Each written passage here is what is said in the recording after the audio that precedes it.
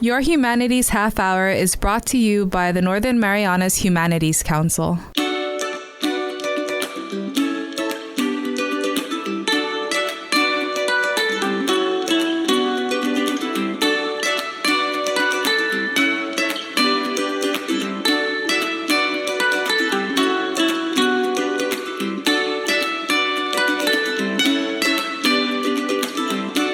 Hapadays and Tero. Welcome to Your Humanities Half Hour. I'm Catherine Perry, and our guest today is here to talk and share with us about Chamorro and Carolinian death rituals. She is my aunt, actually my godmother, Malua T. Peter. Nina, welcome to the show. Thank you, Kathy, for this opportunity, and good morning to all. Well, there's a particular reason why I asked you to be my guest today, and it has to do with your professional and also your personal experience with this topic. Can you share with us a little bit about what your job is today? Yes, Kathy. My job today is guiding families in the church during funeral services. And before that happens, I'll take the family in and have them practice, reading the Word of God. And when do they get up? A lot of us, are aware of how to do that. But when you are up there looking down at the casket of your loved ones, it's hard to remember, how to act. So that's why it does help a lot when we are in church with this family grieving and mourning their loved ones. And it's some experience. I myself get emotional, and I always put myself in the situation of the families in there. It's like I'm part of the family whenever I have that practice, to the point that I get tense when I'm in church during these funeral services. When I look at the family on how they are sad, at that time mourning their loved ones, I feel with them. Well, our listenership is very diverse. We have people like you who are very versed in the tradition, having been a part of everything that happened since they were children, and we have people who really maybe have no idea about how it works, or maybe what they should do if they would like to support the family. Maybe you could start us off with sharing really what is the significance to a family when a death occurs, because it's a very important time in a family and extended family community. Yes, Kathy. Death is one of the most important event in family's life. That is when it brings families' unity together. They pray for the family member that died. They extend their hands, most, of course, in prayers and other way of contributing to the family that have that family member that passed away. The support, the family ties. A lot of us don't really know everyone that we're related to, but when we go to this wake or the funeral service and we looked around, it gets us to, ask ourselves, wow, I didn't even know that I'm related to, these people. And that brings us closer with each other. And, you get to go and talk to the people, you extend your, sympathy and get to know them. And then after that, I continue to talk with them when I see them, later on.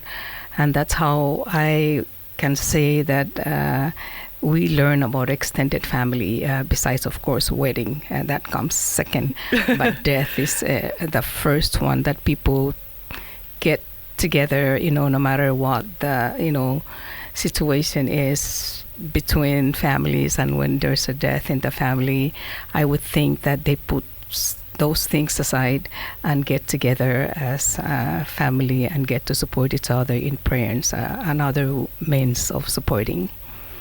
And one of the things that a lot of local families do is have several days of rosary. Can you explain that to us, and what is the meaning of that, and how people participate in that? Yeah, the practice is, most family then will have 9 days of rosary for the public. It's called for the public in church then, but because of COVID, they, a few of the families continue to practice it at home, and others would just do masses for 18 days, and others would do 9 days of mass, and the following 9 days will be rosaries at home evening with immediate families. But we don't know what is immediate family when it comes to death. They can say we'll have immediate family rosary, and then when the time comes, you have other families and friends that will show up and join the family in. So that is the practice these days. And most families would have 18 days of mass, and their burial will be within the 9 days, or after the 9 days is completed, they will have the burial. But with the situation of having family members or students abroad, it extends to 18 days, if not more. They wait for the family members, but mass continues, prayers continues for the soul of the remains and for the family members. And that is a very, very nice practice of the people of the Sinamay, when they extend their prayers continuously until the family member is buried. And again, they continue to offer masses for them. Can you explain to us, maybe for people who are not familiar with the rosary and with the mass, but they would like to show their support, what are the roles of both families or in-laws? Even I'm not sure when there is a death, and even like friends or co-workers, colleagues. It's usually the practice. I can't maybe say culturally, the in-laws step in and would arrange everything. Oh, I like wasn't aware when of is that. the mass, they talk with the family. When somebody dies, they'll go home and have a meeting of minds on if no one is to be waited for, they would, From off island. Then even whether you have someone or not, they usually wait until for the 9th day for the remains to be buried. So the in-law usually, after the meetings with the rest of the family members, they will take the role of making arrangement with the mass, and the grab and go bento Nowadays. yes, yeah. nowadays, and everything that is needed to be done, doing waiting, like if they have rosaries and they have evening dinner, the in-laws take charge with those, and other family members will contribute as well. And sometimes it depends on if you don't have that many of an in-law, so it gets back to the family and the family themselves. And I noticed that these days, being with the Borja Funeral Home, I can say that a lot of times family members themselves come in, and Extended family. extended family, or just immediate family would come in with a couple extended family and make arrangements, on those what is needed. And of course, during Mass, there's that box for contribution, and depending on the family, they're going to use that to pay, or some are paid. That's besides the point here. I'm just saying that there's that box for people to contribute, because even if you do not want that box to be in church, it's like some people would say that, oh, the box is there for me to put, but that is not the case. there are family members that do not want the contribution box, but I myself would, encourage them, because when they come to church and the box is not there, they will ask around, who can I give my gift to, to help with the expenses of this funeral. And then they will go around and start, and then sometimes they end up just holding on, and at times they would, give it to me, and I myself would go, and this is even before I work for Borja. So I know that we kind of force couple families with the, funeral, that, please, get the donation box, the help box, because the family members, other of your extended family, will come around and start asking. Or friends, yes, or friends colleagues, and families and colleagues. They'll come around and ask, who do I give it to? But I would like the people to understand that it's not because they want, they expect everyone that sees that box to contribute. Yeah. It's to make it accessible to the friends and families that do want to contribute to, the expenses of the family grieving. And we have a wide diversity of cultures here where, like, sometimes when there's a death in the family, people are expected to give out like thousands of dollars. Can you give us a guideline, talking about different cultures here, right? Can you give us a guideline on what would be an appropriate gift, say, for maybe not a family member, but like a friend or a colleague? I don't know, Kathy, that I can say that. You didn't open the envelopes yourself. Yes, but I don't open the envelope. But, in some cases, family or friends would tell me that, when I look at the families, with the, dead body up there, the financial situation of the family, I would give more. That's the greater the need. Maybe. Greater need, and that's what I'm hearing. And I tend to do likewise, personal. But I don't know about other. But the more friends you have, the more contribution you get. But then it's not saying that you reciprocate. It's just helping when the time comes. Now, I was always, so you put it in a white envelope, and I always felt really awkward putting my name on the envelope. Is that expected? It is. I don't put my name You either. don't put your name. I don't. And but a lot of people do. Why is that? Because I think they want for the people to know that they do contribute. If they had already contributed during their time of need, and they would like them to know. Like Tunsuli, they would like reciprocity. The reciprocating the help of years ago. And I just want to share my father's sharing with me, helping the dead, family of the dead, more than a party or a wedding, because he said that. When I was still very young, someone dies, and he went to see what he can do, and he overheard the wife of the man that died, that, he said, she went, what am I going to do? There was I don't have money to get the plywood and all those stuff.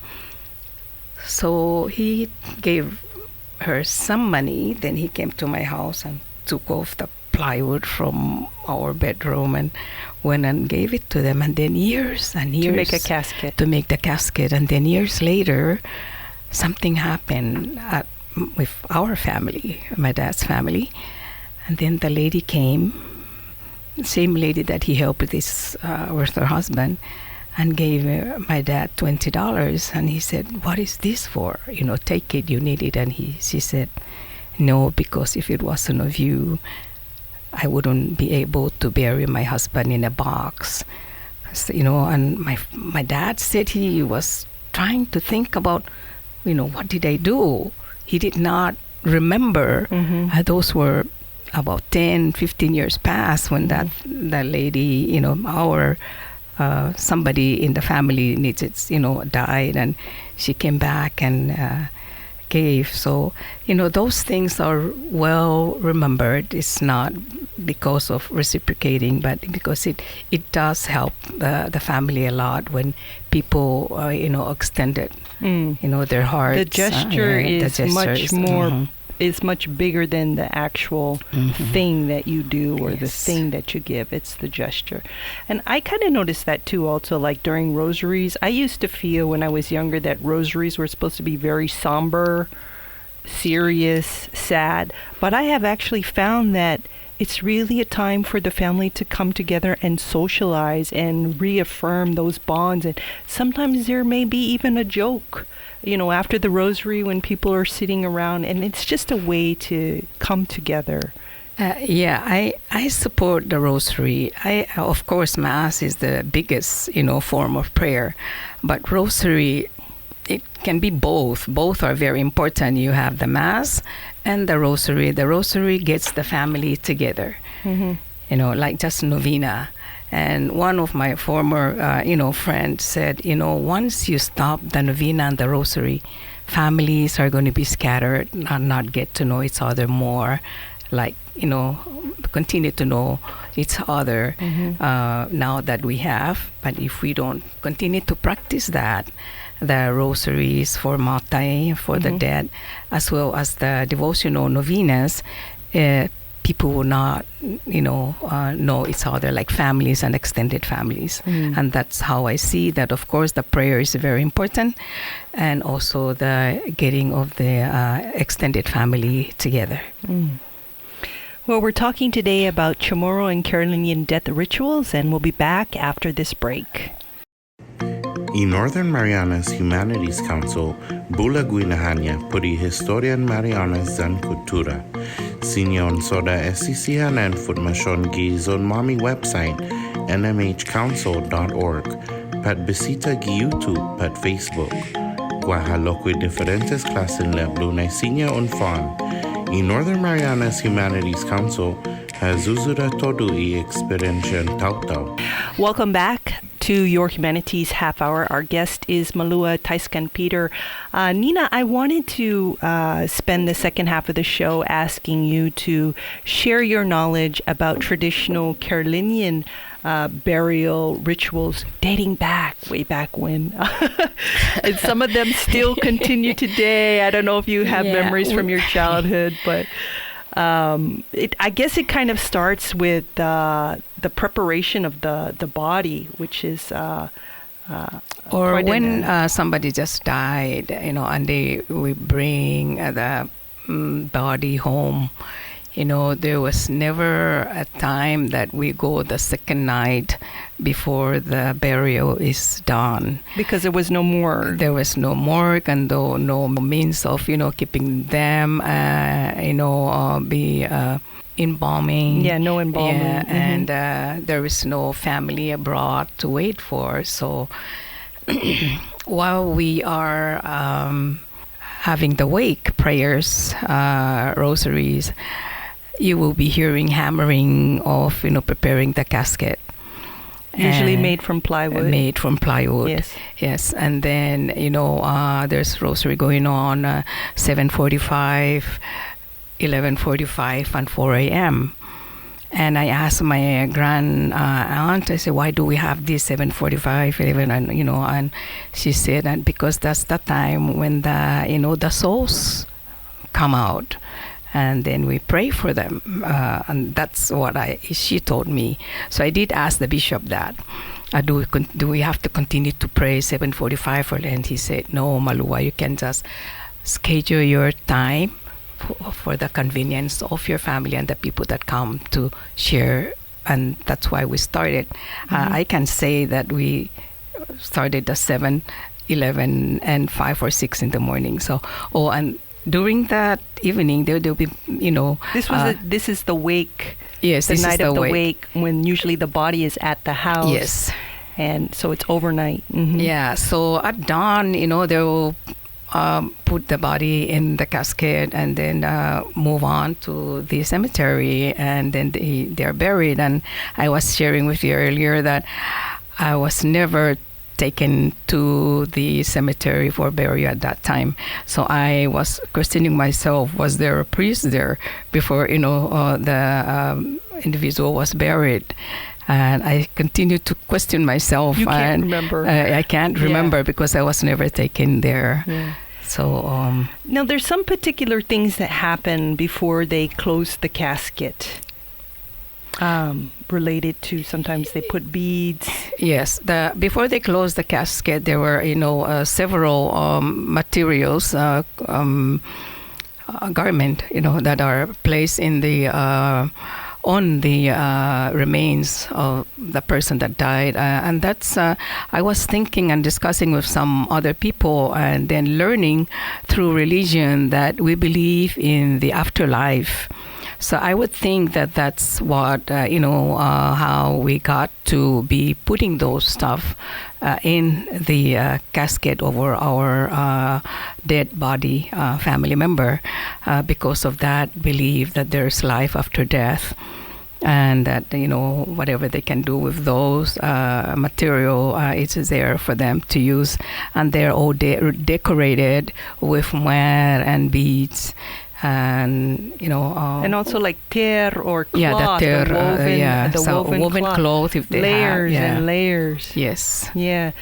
When I witnessed that, it was almost like a show of love, as these things were being layered on the body, of how much love and respect the people who were giving it had for the person who had passed away. Go ahead. Yeah, that is true. I'm thinking the same way, that when somebody, passed away, and this is Rafalwash, and then they will bring teros as well and place it, and that's kind of a farewell and something that you can keep it, the woven skirt. What can you share with us about the custom of one of the children, the daughters, cutting their long hair? When somebody dies, and the girls, not just one, but almost all the girls in the family, if they have daughters, would cut their hair and put it in the casket as a token of their, love and care for their mom or their parents that died, or any family member. That's my understanding, that some continue to do that these days. Just hold their hair and, trim it off and put it in. They don't care about going to, the shop for the, what you call them? For a haircut. For a haircut. They just cut it themselves, they just hold or it have and cut somebody it, cut it. And put it in the coffin. And that's just a gesture of love, and to make sure that they have something, placed in the casket. And then some of the boys or the men would take off their shirt and dump it in the grave while they are lowering the casket to be buried. Do you want to share at all about Ferroro, or what? I know you have some notes there that you've prepared for this meticulously. What else would you like to share about? No, I just would like to share then the 4 nights, because we like to go swimming and enjoy. But when somebody dies in the family, or even not a close family member, but a follower that died, you don't dare get into that water and go swimming. For 4 days. For 4 like nights. It has to be after 4 nights, and you can do it's taboo, and something could happen. You might experience some not very nice experience. And I want to share one that, this lady told me that she didn't know that the brother died. She took her grants and she went into, they were just saying, okay, get in the water. They were all swimming. And then the next thing, this is less than 30 minutes, the next thing she saw was a woman just jump up in the water with a very long hair cover. And they all started screaming, and she said, get back in here. And then the next thing she got was a phone call that her brother, passed about an hour before they left too, and she didn't know that. And there are several experiences that, happen when that was then. When you go into, go enjoy yourself when somebody died, and this is within the first 4 nights. So up to now, I respect that. I don't go swimming, until even I waited after they are buried. I don't go in until this Falwash is waiting to be buried. I don't dare do that. I'm very scared to get in the water. Yeah, so that's the one that I wanted to share about waiting after the 4 nights to do certain things. I wanted to ask you, actually, I have other questions I want to ask, but I guess one short one would be, do you ever remember a time, I heard this recently, or witnessed or heard about a time where people were buried wrapped in mats before caskets?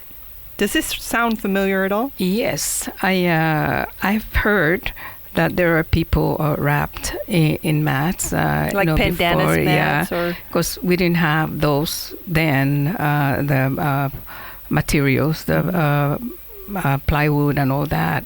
So that's how they were buried since before, way before we get all this, Western stuff that would assist us with making a casket for our family.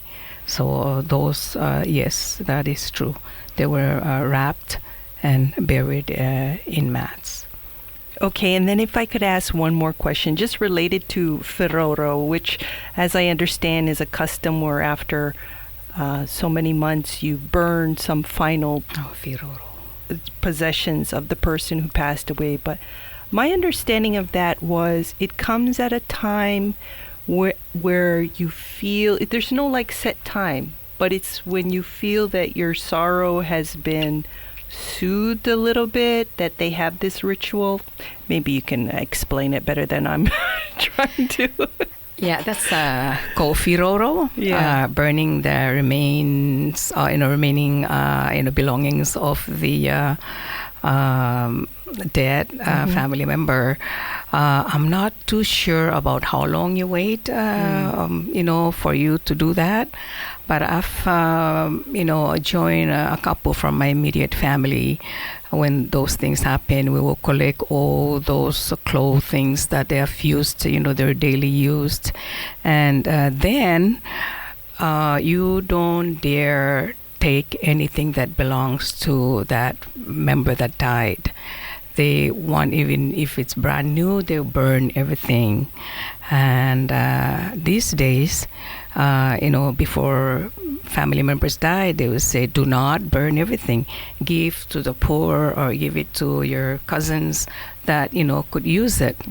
But before, they don't allow that. I can maybe a little bit share about my own brother when he died. He was adopted by, from another family. And he went to Japan, and he brought, my brother was, I think, 3 years old. He had everything from Japan, and clock and dishes, and everything that my uncle got him.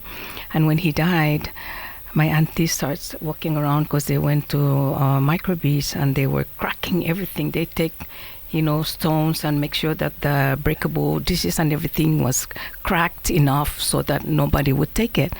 She walked around and she noticed that the clock wasn't there.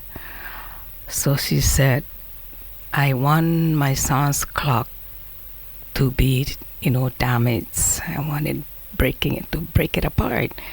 Nobody was moving. Then she just stood there and said, somebody has my son's clock. Then they brought it out, and she just took the rocks and started breaking it apart. He doesn't want anyone that belonged to my brother, to be around after he died.